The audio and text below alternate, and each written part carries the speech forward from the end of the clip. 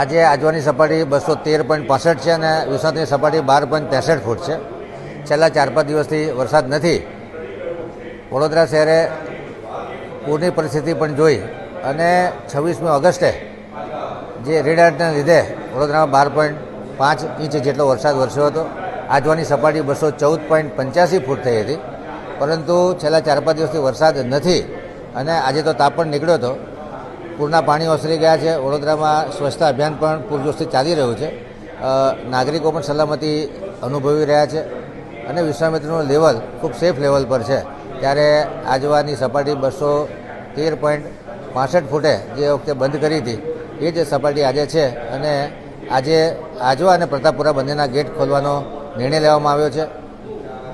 બીજા કેચમેન્ટ એરિયામાંથી કોઈ પાણીની આવક વિશ્વામિત્રીમાં થઈ નથી રહી. ક્રમશઃ વિશ્વામિત્રી સપાટીમાં ઘટાડો નોંધાઈ રહ્યો છે. ત્યારે સેફ સ્ટેજ જણાતા આજે આજવા અને પ્રતાપપુરાના દરવાજા ખોલવાનો નિર્ણય લેવામાં આવ્યો છે અને તંત્ર વિશ્વામિત્રીના લેવલ પર ચાપતી નજર રાખી રહ્યું છે. પરંતુ ગઈ વખતનો અમારો અનુભવ છે કે વિશ્વામિત્રીના લેવલમાં કોઈ બહુ મોટો વધારો નહીં થાય, એટલે નાગરિકોએ બિલકુલ ગભરાવાની જરૂર નથી.